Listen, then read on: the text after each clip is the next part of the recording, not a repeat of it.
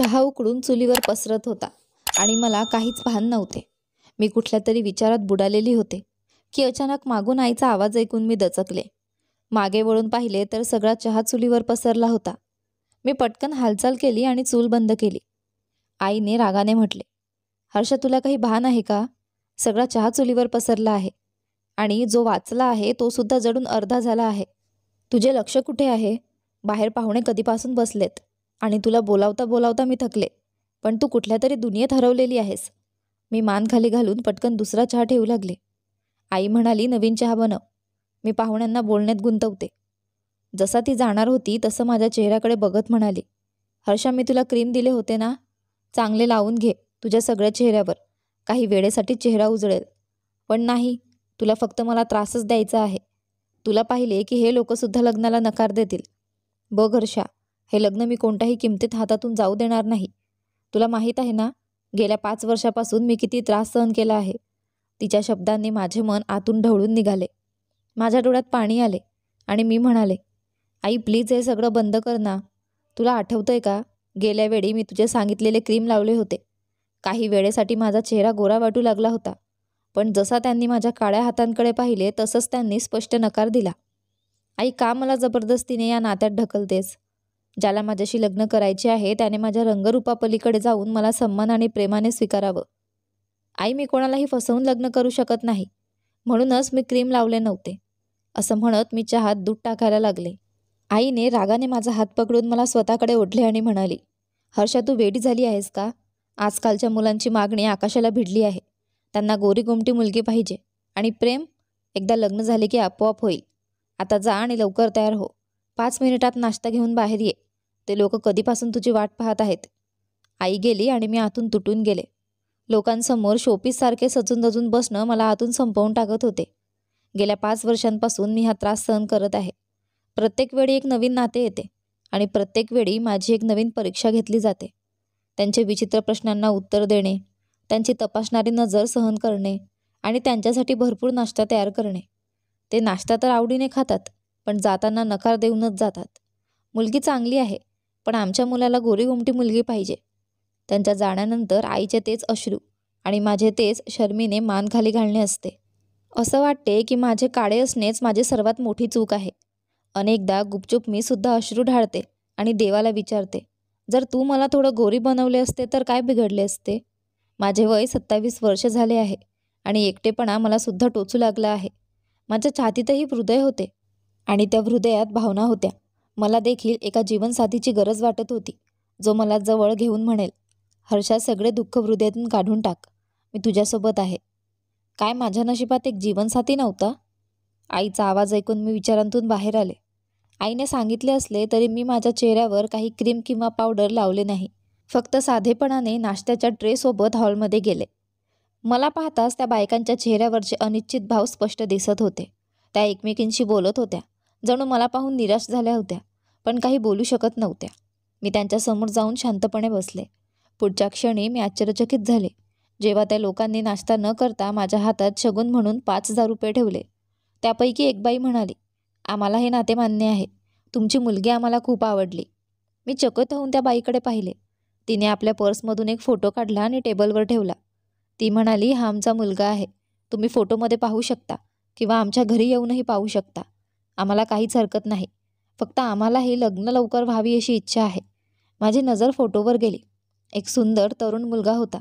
डोळ्यांवर काळा चष्मा घातलेला, जणू एखाद्या फिल्मचा हिरोच होता. त्याला पाहून माझे हृदय जोरात धडधडू लागले. मला तर हे सर्व एखाद्या स्वप्नासारखे वाटत होते. माझी आई तर आनंदाने वेडी झाली होती. त्यांना तर असं वाटत होते की मला लगेचच पाठवून द्यावे. 15 दिवसांनी लग्नाची तारीख ठरली होती आणि माझी आईही त्याला मान्य होती. बायकांच्या गेल्यानंतर आईने मला जवळ घेतले, पण मी म्हणाले, आई, इतकी घाई बरी नाही. मला काहीच कळत नाही आहे. एवढा सुंदर आणि गोरा मुलगा मला का पसंत करेल? माझ्या या बोलण्यावर आईने एक क्षणासाठी नजर झुकवली, जणू काही लपवत होती. मग स्वतःला सावरत म्हणाली, अरे वेडी, जास्त विचार करू नकोस. माझी मुलगी लाखात एक आहे. फक्त पाहणाऱ्याची नजर हवी. रूममध्ये एकटी असताना मी अस्वस्थ झाले. आरशासमोर जाऊन स्वतःला पाहिले. सावळा रंग, हाडांचे शरीर. माझ्यात असं काहीच नव्हते की कुणाला मी आवडेन. प्रत्येक वेळी बायका आल्या की मला नकार देऊन जात होत्या, म्हणत मुलगी एकतर काळी आहे, वरून हाडांचे शरीर आहे. आईची काळजी आणि नात्यांची चिंता मला आतून संपवून टाकत होती. माझा चेहरा बेरंग झाला होता आणि मी माझ्या वयापेक्षा मोठी दिसू लागले होते. पण तरीही या बायकांनी माझ्यात असं काय पाहिलं होतं हे मला कळत नव्हते. माझी आई लग्नाच्या तयारीत व्यस्त झाली होती आणि मनात नवे स्वप्न उलगडू लागले होते. कधीकधी मी त्या मुलाचा फोटो बघायची आणि माझं हृदय जोरात धडकू लागायचे. मग विचार करायची, शेवटी अशी कोणती मजबुरी असेल ज्यामुळे हा मुलगा माझ्याशी लग्न करतो आहे. वेळ त्याच्या गतीने निघून गेला आणि लग्नाचा दिवस आला. माझ्या सासरकडून खूप सारा सामान आला, ज्याचे बघून सगळेच थक्क झाले. माझे सासर खूप श्रीमंत होते. आता मला अजूनच आश्चर्य वाटू लागले. एवढे पैसेवाले लोक, एवढा सुंदर मुलगा, हे सगळं काय होते? हे कुठले स्वप्न तर नव्हते ना? की मग कुठली मोठी गडबड होणार होती? लग्नानंतर जेव्हा मी सासरी पोहोचले तेव्हा तिथे आणखीनच धक्कादायक क्षण माझी वाट पाहत होते. लग्नात माझी सासू आणि नणंदा जे माझ्या आजूबाजूला पिंगा घालत होत्या, घरात पोचताच परक्यासारख्या वागू लागल्या. माझ्या सासूने एका नोकराने सांगितले, सूनबाईला तिच्या खोलीत सोड. मी अवाक होऊन हे सगळं पाहत होते. घरात कुठेही लग्नाचा माहोल नव्हता. पाहुणे देखील नव्हते. माझा पती दक्ष, जो गाडीत माझ्यासोबत आला होता, आता कुठेच दिसत नव्हता. नोकराणी मला खोलीत सोडून निघून गेली आणि मी माझ्या पतीची वाट पाहू लागले. लग्नाची पहिली रात्र प्रत्येक मुलीला घाबरवणारी असते आणि मीही खूप घाबरले होते. तेवढ्यात कुणाच्या तरी येण्याचा आवाज आला. मी अजूनच सिमटून बसले. दार उघडले आणि दक्ष खोलीत आला. त्याने दार आतून बंद केले आणि माझ्यासमोर येऊन बसला. मी घुंगटातून पाहिले. तोच तो सुंदर मोहक दक्ष होता, डोळ्यांवर काळा चष्मा लावलेला. माझे हृदय जोरात धडकू लागले आणि मी येणाऱ्या क्षणांसाठी आतुर झाले. दक्षने माझा घुंगट उचलला आणि मी त्याच्या तोंडातून काही ऐकण्यासाठी उत्सुक होते. माझ्या मनात भीती होती की तो मला आवडेल की नाही. त्याच्या घरच्यांनी त्याला माझ्याबद्दल सांगितले असेलच ना. पण तो शांत होता, काहीच बोलत नव्हता. मी त्याच्याकडे पाहिले आणि पाहिले की तो अजूनही त्याच्या डोळ्यांवर काळा चष्मा घालून होता. कदाचित हा त्याचा एक प्रकार होता, कारण त्या गोऱ्या चेहऱ्यावर काळा चष्मा अतिशय सुंदर दिसत होता. मी पटकन माझी नजर खाली केली. क्षणातच दक्षने माझे हात हातात घेतले आणि माझ्या बोटात सोन्याची अंगठी घातली. हे तुझे मुहूर्ताच्या दर्शनाचे गिफ्ट आहे, त्याने म्हटले आणि मग माझ्या हातांवर आपल्या ओठांचा स्पर्श केला. दक्षच्या त्या कृतीने माझ्या अंगावर जणू काही करंट आला होता. त्याने आपला चष्मा काढून बाजूला ठेवला आणि म्हणाला, हर्षा, माझ्या आईने सांगितले होते की तू खूप सुंदर आहेस, एखाद्या अप्सरेसारखी. काश मी तुझा हा सुंदर चेहरा माझ्या डोळ्यांनी पाहू शकलो असतो. दक्षचे बोल ऐकून माझ्या मनात जणू स्फोट झाला. मी त्याच्याकडे पाहत होते, पण तो माझ्याकडे पाहण्याऐवजी कुठेतरी दुसरीकडे बघत होता. गोंधळून मी म्हणाले, तुम्ही काय म्हणताय? मी तुमच्या समोरच तर बसले आहे, बघा मला. तो हलकेशे फिकट हसत म्हणाला, हर्षा, का गं माझ्याशी मजाक करतेस? तुला तर माहिती आहे की मी पाहू शकत नाही. त्याचे हे ऐकून माझे हृदय धक्कादायकपणे थांबून गेले. सगळं माझ्या मनात स्पष्ट होऊ लागले. त्या बायकांनी मला पाहता क्षणीच पसंत करणं, लगेचच नात्यासाठी होकार देणं, लग्नाची एवढी घाई आणि माझ्या आईने माझ्याशी नजर चुकवणे, हे सगळं आता मला समजू लागलं होतं. माझ्या आईला आधीच माहीत होते की दक्ष अंध आहे. तिने सगळं काही लपवून मला या नात्यात बांधून ठेवले होते. दक्षलाही माझ्याबद्दल खोटे सांगितले होते की मी खूप सुंदर आहे. माझ्या डोळ्यातून अश्रू वाहू लागले. दक्ष म्हणाला, हर्षा, तू काही बोलत का नाही आहेस? आईने मला सांगितलं होतं की तिला माझ्या या कमतरतेबद्दल सांगितले आहे आणि तुला त्याचा काही फरक पडत नाही. हर्षा, तुझं खरंच खूप छान मन आहे. नाहीतर इतक्या मोठ्या कमतरतेसह कोण मुलगी माझ्याशी लग्न करण्यासाठी तयार झाली असती? हळूहळू तो माझ्याजवळ येऊ लागला. हातांनी शोधत त्याने माझी ज्वेलरी उतरवायला सुरुवात केली आणि माझ्या डोळ्यातून अश्रू वाहत राहिले. मी देवाकडे एक जीवनसाथीची प्रार्थना केली होती, पण असा जीवनसाथी नको होता जो मला बघू शकणार नाही. हो, मी खूप सुंदर नव्हते, पण मला असा साथी हवा होता जो मला बघू शकेन, माझ्यासोबत प्रत्येक पावलावर चालू शकेल. पण इथे तर दशला माझ्या आधाराची गरज होती. तो माझा आधार काय होणार? माझ्या डोळ्यातून अश्रू वाहत होते आणि दक्षवर हळूहळू बेखुदी चढू लागली होती. त्याने ज्वेलरी काढता काढता आपल्या हातांनी माझ्या शरीरावरून फिरायला सुरुवात केली. एका झटक्यात त्याने मला जवळ ओढले आणि आपले ओठ माझ्या ओठांवर ठेवले. नंतर हळूहळू त्याने माझ्या ब्लाऊजच्या दोऱ्या सोडवल्या आणि त्याचे हात माझ्या अंगावर फिरू लागले. आणि त्यानंतर दक्षच्या पुढच्या हालचालींनी मला एका वेगळ्याच दुनियेत पोहोचवले. त्या रात्री दक्षने मला प्रत्येक क्षणी हे जाणवून दिले की मी त्याच्यासाठी किती खास आहे. त्याचे प्रेम दाखवण्याची पद्धत खूपच अनोखी होती. त्याने मला एका नाजूक कळीसारखे आपल्यात सामावून घेतले होते. त्या अनुभवाने माझ्या मनात त्याच्यासाठी प्रेम उमलले. देवाने त्याला ही कमतरता दिली होती, तर मला देखील देवाने काही कमतरता दिली होती. जर दक्षला डोळे असते तर कदाचित तो माझ्यासारख्या साधारण मुलीला कधी जीवनसाथी म्हणून निवडले नसते. हा विचार करून मी दक्षचा हात धरला आणि त्याला मनातून माझा जीवनसाथी म्हणून स्वीकारले. आता मी त्याच्या बाहुपाशात शांत झोपले होते. पण मला माहीत नव्हते की माझ्या जीवनात अजूनही अडचणी येणाऱ्या आहेत. काही दिवस सासरी घालवूनही माझ्या मनात एक विचित्र बेचैनी होती. दक्ष खूप प्रेमळ होता. तो माझी खूप काळजी घेत होता. पण काहीतरी होतं जे मला खटकत होते. त्याचे अंधत्व मला कधीच समस्या वाटली नव्हती. पण त्याच्या कुटुंबाचे विचित्र वागणे मला प्रश्नांच्या कोंडीत ठेवत होते. लग्नानंतर त्याची आई आणि बहिणी ज्या पद्धतीने मला दुर्लक्षित करत होत्या ते पाहून मला आश्चर्य वाटत होते. घरात कुठेही काही विशेष आनंद दिसला नव्हता आणि कुणीही माझ्याशी नीट संवाद साधत नव्हते. सगळं जणू निर्जीव आणि थंडगार वाटत होते. एका रात्री जेव्हा दक्ष झोपला होता तेव्हा मला काही आवाज ऐकू आले. हे आवाज घराच्या खालच्या भागातून येत होते, जो नेहमी बंद राहत असे. घरातले बाकीचे सदस्य कधीच तिकडे जात नसत, पण मला वाटले की काहीतरी गडबड आहे. माझी उत्सुकता वाढली आणि मी हळूच बिछाण्यावरून उठले. पावले दाबत मी जिन्यांकडे गेले आणि हळूहळू खाली उतरू लागले. खाली पोहोचल्यावर मी पाहिले की एक खोली मंद प्रकाशात लपेटली होती. आतून हळू आवाज येत होते. माझे हृदय जोरजोरात धडधडू लागले. मी दार थोडेसे उघडून आत डोकावले. आत दक्षची आई आणि तिच्या बहिणी कोणत्या तरी अनोळखी व्यक्तीशी बोलत होत्या. मी ऐकले की त्या म्हणत होत्या, हे सर्व लवकरच संपायला हवं. आम्ही हर्षालाही या घरात बोलावलंय. आता काहीही चूक होऊ नये. मागच्या वेळी जसं झाले तसं होऊ नये. दक्षला काहीही समजायला नको आणि हर्षालाही. माझे श्वास थांबले. हे काय चालले होते? मी घाबरले होते, पण आवाज स्पष्ट ऐकू येत होता. त्याची बहीण म्हणाली, आपल्याला हे काम लवकरात लवकर पूर्ण करायला हवं. जर हर्षाला काही संशय आला तर आपली सगळी योजना फसणार. मी खूपच अस्वस्थ होते आणि मी मनात ठरवले होते की जे काही चालले ते आता उघड करून समोर आणेल. मला जाणवत होते की घरात काहीतरी असामान्य घडतंय. घरातले सर्व लोक बाहेर बसून जेवण करत होते, तर माझे आणि दक्षचे जेवण आतल्या खोलीत आणले जात होते. मी आश्चर्यचकित होते, म्हणून एकदा दक्षला विचारले, हे लोक बाहेर खातात तर आपण त्यांच्यासोबत का नाही बसत? दक्षने हसून तो प्रश्न टाळला आणि म्हणाला, काय फरक पडतो हर्षा? उलट आपल्यासाठीच चांगलं आहे की आपण एकमेकांच्या अजून जवळ येतो. पण त्या रात्री मी अस्वस्थ मनाने जेवण घेत होते. आमच्या घरात एक जुनी कामवाली होती, सुनीता आंटी, जी माझ्यावर खूप प्रेम करत होती. तिचे वागणे नेहमीच माझ्याबद्दल चांगले होते आणि मला नेहमी वाटायचे की ती काहीतरी सांगू इच्छिते, पण सांगू शकत नाही. मी ठरवलं की या गुढाबद्दल तिच्याकडूनच विचारणार. एके रात्री जेव्हा दक्ष घरात नव्हता, सुनीता आंटी माझी थाळी घेऊन आली. मी तिचा हात धरला आणि म्हटलं, सुनीता आंटी, मला तुमच्याशी एक महत्त्वाची गोष्ट बोलायची आहे. त्या घाबरल्या आणि म्हणाल्या, बेटा मला खूप काम आहे, नंतर येईन. पण मी त्यांना थांबायला सांगितले आणि विनंती केली, प्लीज आंटी, मला सांगा, घरात सगळं इतकं विचित्र का आहे? आधी माझी सासू आणि नणंद मला खूप प्रेमाने वागवत होत्या, पण आता लग्नानंतर त्या माझ्यापासून दूर का गेल्या आहेत? आपल्याला वेगळं का ठेवलं जातंय? माझे बोलणं ऐकून सुनीता आंटीच्या डोळ्यात पाणी आले. त्यांनी माझे हात धरले आणि म्हणाल्या, बेटा, दक्ष बाबांना वाचव. हळूहळू ते मृत्यूकडे जात आहेत. हे ऐकून माझे हृदय धस्त झाले. मी सुनीता आंटीकडे आश्चर्यचकित नजरेने पाहिले आणि म्हणाले, आंटी, तुम्ही कशा प्रकारच्या गोष्टी बोलत आहात? दक्ष तर अगदी ठणठणीत आहेत. त्यांना काय होणार?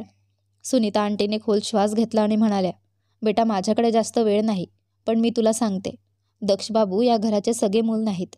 मोठ्या मालकिणीचे सगळे मूल दोनच आहेत, एक मुलगा आणि एक मुलगी. दक्ष बाबू तर साहेबांच्या पहिल्या बायकोपासून आहेत, ज्या त्यांना 5 वर्षाच्या वयात सोडून या जगातून निघून गेल्या होत्या. साहेबांनी नंतर दुसरे लग्न केले. दुसरी पत्नी म्हणजे मोठी मालकीण. वरून खूप प्रेम दाखवत असत, पण आतून खूपच धोकादायक होत्या. त्या दक्ष बाबांना सगळ्यांच्या नजरेतून लपवून त्रास देत असत, त्यांना धमकावत असत आणि म्हणत की जर काही सांगितलं तर त्यांना गंभीर परिणाम भोगावे लागतील. दक्ष बाबांना नेहमीच भीती वाटत असे आणि ते आपल्या वडिलांना काहीच सांगत नसत. एकदा त्यांच्या डोळ्यांना संसर्ग झाला होता. ते फक्त 15 वर्षांचे होते तेव्हा. डॉक्टरांनी उपचार केला आणि सांगितले की संसर्ग लवकरच बरा होईल. त्यांनी काही औषधं आणि आय ड्रॉप्स लिहून दिली, जे नियमितपणे दक्ष बाबांच्या डोळ्यात घालणं आवश्यक होते. या जबाबदारीचे काम मोठ्या मालकिणीने घेतले होते आणि त्या दररोज 3 वेळा दक्षच्या डोळ्यात आय ड्रॉप्स टाकत होत्या. पण दक्ष बाबांचे डोळे ठीक होण्याऐवजी आणखी खराब होऊ लागले. त्यांच्या डोळ्यात सतत लालसरपणा असायचा आणि पाणी वाहू लागले. हळूहळू परिस्थिती इतकी वाईट झाली की त्यांना प्रकाशही सहन होईना आणि त्यांनी काळा चष्मा घालायला सुरुवात केली. काही वेळा डोळ्यांच्या दुखण्यामुळे ते आपल्या खोलीत तळमळत असत. साहेब खूप चिंतेत होते आणि डॉक्टरांकडेही जात होते, पण डॉक्टरही चकित होते की औषधं का काम करत नाहीत. साहेबांनी अनेक डॉक्टर बदलले, पण दक्ष बाबांचे डोळे ठीक होत नव्हते. एका दिवशी जेव्हा दक्ष बाबू झोपेतून उठले, त्यांना काहीच दिसत नव्हते. त्यांची दृष्टी गेलेली होती. हा धक्का साहेबांसाठी खूप मोठा होता. त्यांनी आपल्या मुलाला जवळ घेऊन खूप रडले. मला नंतर समजले की दक्ष बाबांच्या डोळ्यांची दृष्टी हिरावणारी दुसरी कोणी नसून मोठी मालकीणच होती. त्यांनी जाणीवपूर्वक त्यांच्या डोळ्यात चुकीचे ड्रॉप घातले होते. जेव्हा हे मला समजले तेव्हा माझ्या मनात खोल दुखले. एके दिवशी जेव्हा मी मालकिणीच्या खोलीत चहा देण्यासाठी गेले, तेव्हा मी आई मुलींच्या गप्पा ऐकल्या. मोठ्या मालकिणीला हे जाणवले की मी त्यांची चर्चा ऐकते, तर त्यांनी मला धमकावले की जर कुणाला काही सांगितलंस तर आधी आपल्या मुलाबद्दल विचार कर. माझा मुलगा त्यावेळी फक्त 10 वर्षाचा होता. माझ्या मुलाचे भान ठेवून मी घाबरले आणि गप्प राहिले. मोठ्या मालकिणीने सगळी शक्य तितका प्रयत्न केला की दक्ष बाबांच्या डोळ्यांवरचा उपचार होईल. त्यांनी मोठ्या डॉक्टरांना दाखवलं, पण दक्षची दृष्टी कधीच परत आली नाही. त्यानंतर मोठ्या साहेबांनी एक वसियत तयार केली, ज्यात लिहिलं होतं की जेव्हा दक्षचे लग्न होईल तेव्हा त्याच्या पत्नीच्या नावावर अर्धी संपत्ती जाईल. ही संपत्ती तिच्याजवळ असेल जोपर्यंत ती दक्षची काळजी घेईल. त्यांनी हे सगळं यासाठी केले की दक्षला कायमचा जोडीदार मिळावा. मोठ्या मालकिणीने ठरवले होते की त्या दक्षला आपल्या ताब्यात ठेवतील, म्हणून त्यांनी जाणीवपूर्वक एक कमकुवत, गरीब आणि असहाय्य मुलगी सून म्हणून निवडली. तुझ्या आईला दक्ष बाबांविषयी सगळं माहीत होते की ते आंधळे आहेत. ती खुश होती की तुझ्या नावावर अर्धी संपत्ती येईल. या लोकांना फायदा होता की एक साधी गरीब मुलगी घरात येईल तर ती आपले तोंड उघडणार नाही आणि आपल्यावर अवलंबून राहून आपल्या आदेशाचे पालन करेल. हर्षा बाळ, दक्ष बाबांचे जीवन धोक्यात आहे. मी खूप दिवसांपासून तुला सांगायचं ठरवले होते. साहेबांना हळूहळू विष देऊन मारण्याचा डाव आखला जात आहे, जेणेकरून त्यांच्या संपत्तीवर मालकी मिळवता येईल. हे ऐकून माझ्या अंगावर काटा आला. सुनीता काकू तिथून निघून गेल्या आणि मी बिछाण्यावर बसून राहिले. यात काही शंका नव्हती की मी दक्षवर प्रेम करत होते. नवरा बायकोच्या नात्यात हळूहळू प्रेम जुळत जाते आणि दक्ष कसा माझ्या आयुष्यात आणि हृदयात दबक्या पावलांनी आला हे मला कळलंच नाही. मी ठरवले होते की आता दक्षला त्यांच्या तावडीतून सोडवायचे, त्याला सर्व सत्य सांगायचे.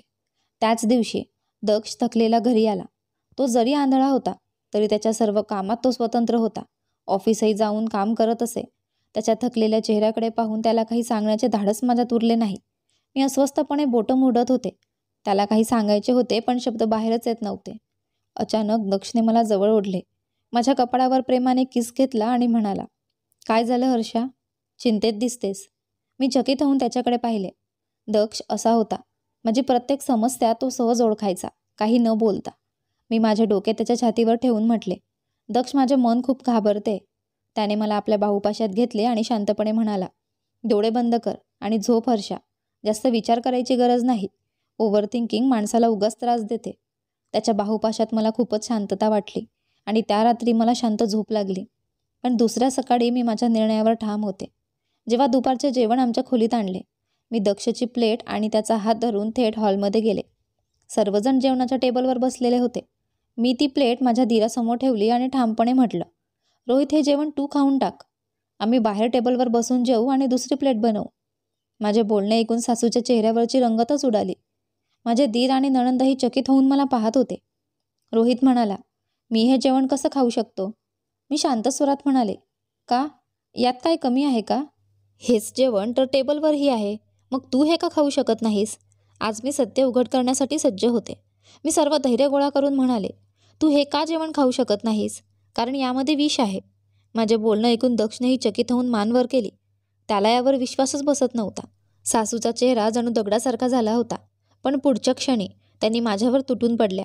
त्यांनी माझा हात घट्ट धरून मुरडला आणि ओरडत म्हणाल्या, तुझी हिंमत कशी झाली आमच्यावर इतका नीच आरोप करण्याची? वेदनेमुळे माझ्या तोंडून किंकाळी निघाली. मी म्हणाले, सोडा माझा हात. जर या जेवणात विष नाही तर तुम्हीच ते खा. पुढच्या क्षणी सासूने माझे केस पकडले आणि माझ्या नणंदेने माझ्या तोंडावर कापड ठासले. त्या माझा आवाज दाबू इच्छित होत्या, जेणेकरून दक्षपर्यंत तो पोहोचू नये. मी दमछाक होऊन तडफडत होते, पण दक्षला हाक देऊ इच्छित होते. मी पाहिले, दक्षचा चेहरा घामाने ओलसर होता. त्याची मूठ रागाने घट्ट होती. अचानक दक्षने पुढे येऊन आपल्या बहिणीच्या गालावर जोरदार चापट मारली.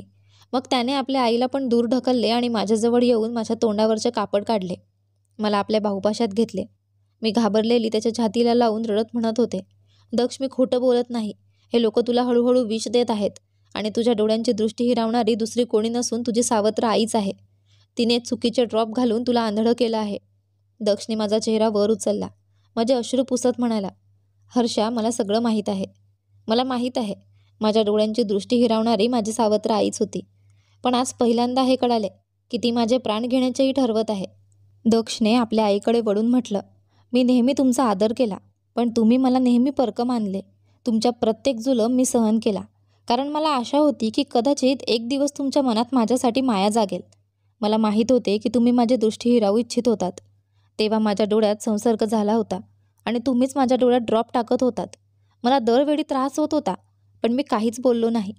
एक दिवस माझा मित्र आपल्या पप्पांसोबत मला भेटायला आला होता. त्याचे पप्पा देखील डॉक्टर होते. त्यांनी माझ्या डोळ्यांची अवस्था पाहून सांगितले की औषधं योग्य आहेत, पण तरीही इन्फेक्शन का वाढते हे त्यांना समजत नव्हते. दक्षने खोल श्वास घेतला आणि सांगितले, आणि जेव्हा पुढच्या वेळी तुम्ही माझ्या डोळ्यात ड्रॉप टाकायला आलात, तेव्हा मी त्या ड्रॉपचे नाव लक्षात ठेवले होते आणि माझ्या मित्राच्या पप्पांना सांगितले. त्यांनी म्हटले, हे आय ड्रॉप नाही आहे, हे हळूहळू तुझ्या डोळ्यांची दृष्टी हिरावून घेईल. मला सगळं समजले होते, पण मी पप्पांना सांगणे टाळले, कारण घरात कलह नको होता. काहीही झाले तरी पप्पा तुमच्यासोबत आनंदी होते आणि मी ठरवले होते की मी स्वतःला आंधळे असल्याचे नाटक करीन आणि हे प्रकरण संपवेन. दक्षने आपले चष्मे काढून दूर फेकले आणि म्हणाला, मी सर्व काही पाहू शकतो. मी आंधळा नाही. मी मुद्दामहून आंधळेपणाचे नाटक केले, जेणेकरून पुढची काही योजना होणार नाही. पण आता जेव्हा तुम्ही हर्षावर हात उचललात, ते मी सहन करू शकत नाही. मी अवाक होऊन दक्षकडे पाहत होते, हे जाणून की तो आंधळा नाही. त्याने आपल्या सावत्र आई आणि भावंडांसोबत सगळे संबंध तोडले. मग त्याने माझा हात धरला आणि मला खोलीत नेले. जलद गतीने माझे आणि त्याचे सामान बांधायला लागला. मी गप्प उभी राहून त्याच्याकडे पाहत होते. काहीच समजत नव्हते की काय बोलू. दक्ष हसत म्हणाला, अशी किती वेळ उभी राहणार आहेस हर्षा? चल, आता आपण या घरात राहणार नाही. दक्षने आपल्या मित्राला फोन केला आणि आम्ही थोडेसे सामान घेऊन त्या घरातून कायमचे निघून आलो. त्याच्या मित्राने एका फ्लॅटची व्यवस्था केली होती, जिथे आम्ही दोघे राहायला लागलो. मी अजूनही काही बोलले नव्हते, फक्त त्याच्याकडे पाहत होते. दक्षने पुढे येऊन मला आपल्या बाहुपाशात घेतले आणि म्हणाला, काय झालं? तुला आनंद व्हायला पाहिजे की मी आंधळा नाही? मग इतकी काळजी का वाटते आहे? मी रडत दक्षला घट्ट मिठीत घेतले आणि म्हणाले, दक्ष, तू सगळं पाहू शकतोस. सुंदर आहेस, हँडसम आहेस, श्रीमंत आहेस. मग माझ्यासारख्या साध्या मुलीशी लग्न का केलंस? दक्षने प्रेमाने माझ्या चेहऱ्याकडे पाहिले, माझे अश्रू पुसले आणि म्हणाला, तू वेडी झाली आहेस हर्षा. मी तुझ्यावर प्रेम करतो. जेव्हा तू माझ्या आंधळ्या डोळ्यांची कमी दुर्लक्षून प्रेम केले, तर मी तुझ्या साधेपणाकडे कसे पाहू? मला तुझ्या मनात फक्त माझ्यासाठी प्रेम दिसते, आणि हेच माझ्यासाठी सर्वात मोठे आहे. दक्षने मला जवळ ओढले. त्याच्या सहवासात रात्र हळूहळू सरत होती आणि मी दक्षच्या बाहुपाशात स्वतःला जगातील सगळ्यात भाग्यवान मुलगी समजत होते. हळूहळू दक्षचा व्यवसायही यशस्वी झाला आणि त्याचे माझ्यावरील प्रेम दिवसेंदिवस वाढत गेले. त्याच्या प्रेमाने मला असा आकार दिला की मी आता स्वतःला आरशात पाहून ओळखूही शकत नव्हते. देवाकडे फक्त एकच प्रार्थना करत होते की आमचे प्रेम असेच सदैव टिकून राहो. आशा करते की तुम्हाला आमची कथा आवडली असेल. कथा आवडली असेल तर व्हिडिओला लाईक करा.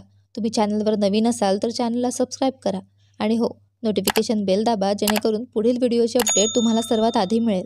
धन्यवाद.